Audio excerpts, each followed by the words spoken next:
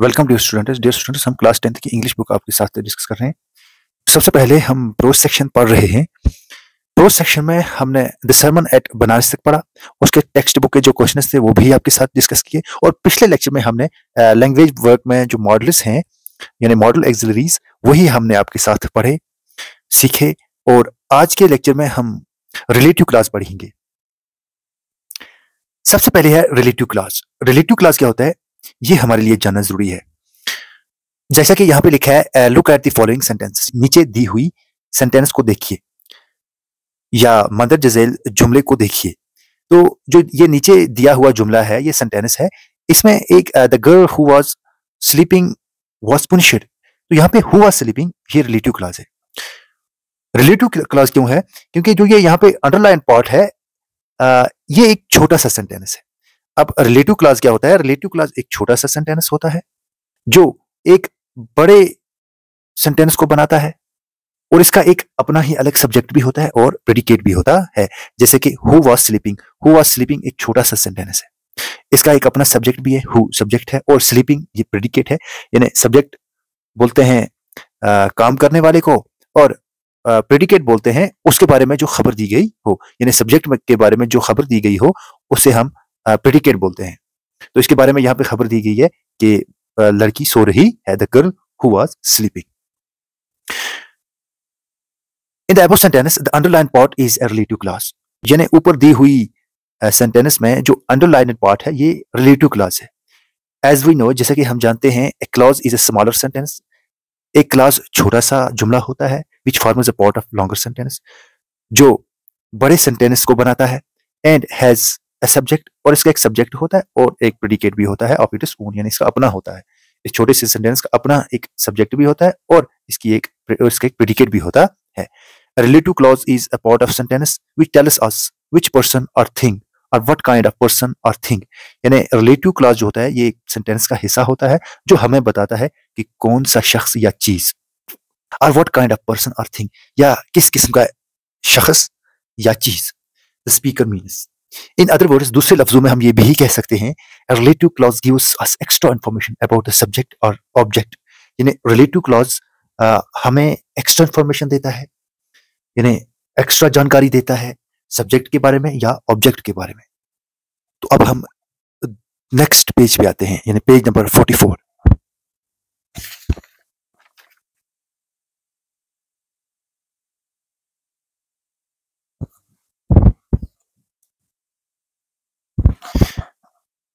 Page number 44 में यहाँ पे आपको ये टेबल समझना है।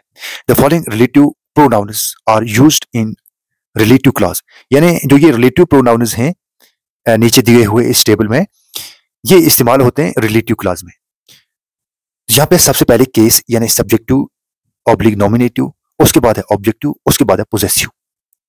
फिर यहाँ पे पर्सन है, यानी सब्जेक्टिव या नॉमिनेटिव में हु लगता है और दैट, और जब ऑब्जेक्टिव हो तो पर्सन के साथ जो प्रोनाउन लगता है वो हुम लगता है, और अगर पोजेसिव केस हो तो पर्सनस के साथ हुज लगता है। ऐसे ही फॉर एनिमल्स एंड थिंग्स, यानी सब्जेक्टिव या नॉमिनेटिव केस में एनिमल्स के साथ जो प्रोनाउन लगता है वो विच या दैट लगता है। ऐसे ऑब्जेक्टिव में भी विच या दैट, और पोजेसिव में हुज लगता है। ऐसे ही प्लेस, यानी प्लेस के लिए जो प्रोनाउन इस्तेमाल होता है वो सब्जेक्टिव केस में वायर होता है, ऑब्जेक्टिव केस में भी वायर होता है और पोजेसिव केस में भी वायर होता है।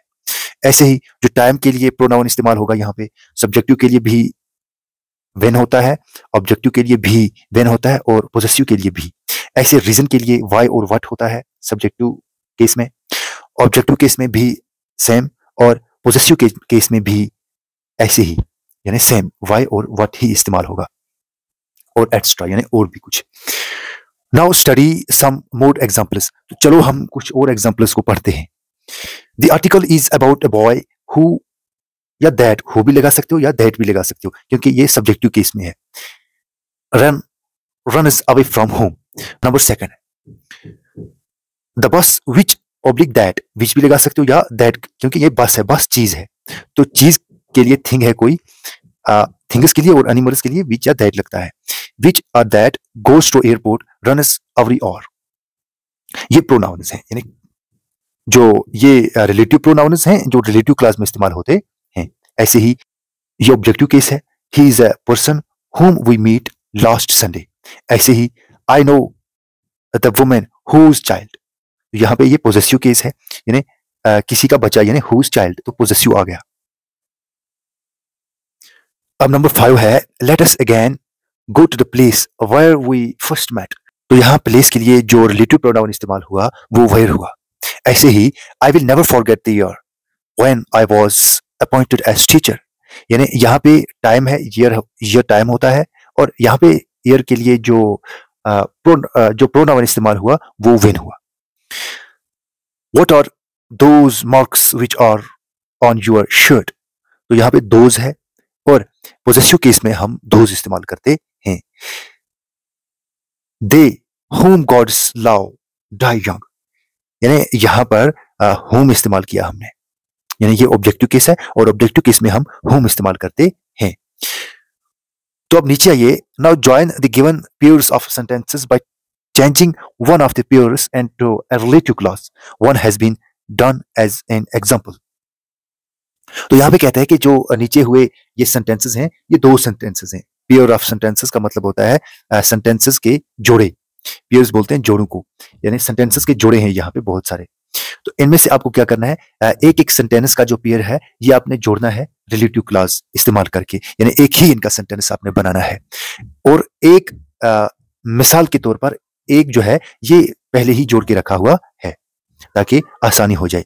जैसे my brother has made a mark in the field of art and literature, my brother is living in France these days. तो यहाँ पे दो सेंटेंसेस हैं। अब रिलेटिव क्लॉज का इस्तेमाल करके इन सेंटेंसेस को, ये दो सेंटेंसेस हैं, इनको एक ही सेंटेंस बनाया गया है। My brother who is living in France these days has made a mark in the field of art and literature. तो यहाँ पे पहले माई ब्रदर लगाया, फिर लिखा गया who is living in France। तो who is living in France क्या बन गया, ये relative clause बन गया। these days has made, who is living in France these days, ये relative clause बन गया। has made a mark in the field of art and literature। तो ऐसे ही आपने भी जो नीचे दी हुई सेंटेंसेस हैं relative clause का इस्तेमाल करके इनको जोड़ना है। जो ये जोड़े हैं इनको जोड़ना है, जो पेयर्स हैं सेंटेंसेस की इनको आपने relative clause का इस्तेमाल करके जोड़ना है। जैसे कि a waitress served us, तो फिर फुल स्टॉप है, इसके बाद है she was very polite and patient. तो इसका आंसर होगा a waitress who served us was very polite and patient, यानी a waitress who served us was very polite and patient. ऐसे ही number 3, government passed a law the public didn't accept it. तो यहां पे आएगा the government passed a law which the public didn't accept it. तो यहां पे हमने रिलेटिव क्लॉज बनाया और हमने यहाँ पर रिलेटिव प्रोनाउंस का भी इस्तेमाल किया। ऐसे ही number 4, a girl was highly praised she saved a baby from drowning. तो यहाँ पे आएगा a girl who saved a baby from drowning was highly praised. ऐसे ही the Tom could not walk properly Tom was lame. तो यहाँ पे आएगा Tom who was lame, Tom who was lame could not walk properly. ऐसे ही I visited the school sir Mohammad Iqbal had studied in the school. तो यहाँ इसको भी ये दो सेंटेंसेस हैं, तो इनको क्या करना है आपने रिलेटिव क्लॉज का इस्तेमाल करके जोड़ना है। तो इसको आएगा I visited the school where sir Mohammad Iqbal had studied. ऐसे ही number 7, the fires caused wide spread damage they swept across much of north Kashmir. यहां पे आएगा इसका the fires which swept across much of North Kashmir caused widespread damage। तो अब number 8, the play was staggered in the theater it wasn't a great success। तो यहां पे आएगा इसका a play that was staggered in the theater wasn't great success। ऐसे ही Javed is away from home a lot, his job involves a lot of traveling। तो यहां पे आएगा Javed whose job involves a lot of traveling is away from home a lot। अब number 10 और ये last भी है, the manager spoke to the workers their work was below standard. तो इसका आएगा the manager spoke to worker whose work was below standard. तो जो पेयर ऑफ सेंटेंसेस को हमने जोड़ना था रिलेटिव क्लॉज का इस्तेमाल करके वो हमने यहाँ पे जोड़ा। वो हमने जोड़ लिया। अगर आप इसे अपनी नोटबुक पे उतारना चाहते हो तो आप इसका स्क्रीनशॉट लेके उतार सकते हो। तो आप अपने अगर नोटबुक पर लिखना चाहते हो तो आप लिख भी सकते हो। इसका आप स्क्रीनशॉट उठा सकते हो या वीडियो जो है इसे आप पॉज़ करके भी इन्हें लिख सकते हो। जो ग्रामर वर्क होता है ये आपके लिए बहुत ज़रूरी है, क्योंकि एग्ज़ाम में अगर आप ज़्यादा फ़ोकस ग्रामर पे ही दोगे तो आपका एग्ज़ाम आसानी से क्वालीफ़ाई भी हो जाएगा और आपकी जो स्ट्रेंथ है, जो एबिलिटी है आपकी इंग्लिश बोलने की, वो भी अ, ग्रो हो जाएगी, वो भी बढ़ जाएगी, उसमें इम्प्रूवमेंट आएगी। और जिसकी जितनी वर्डिंग स्ट्रॉन्ग है और उसकी साथ में ग्रामर भी स्ट्रॉन्ग है, उसकी उतनी इंग्लिश स्ट्रॉन्ग है। इसलिए ज़्यादा से ज़्यादा फ़ोकस वर्डिंग पे दीजिए और ज़्यादा से ज़्यादा फ़ोकस ग्रामर पे दीजिए। इन दोनों चीज़ों को आप साथ लेकर चलेंगे तो आपको किसी भी किस्म की दिक्कत का सामना नहीं करना पड़ेगा। आखिर पर कमेंट सेक्शन में अपनी राय से हमें ज़रूर आगाह कीजिएगा, क्योंकि आपकी राय हमारे लिए बहुत ही कीमती है और ज़रूरी है। क्योंकि आप कमेंट सेक्शन में अपने अपने प्यार का इज़हार करते हैं और हमें इससे हिम्मत मिलती है, हौसला मिलता है। हम आपके लिए दिन ब दिन नए-नए कंटेंट लेके आते हैं। Thanks for watching.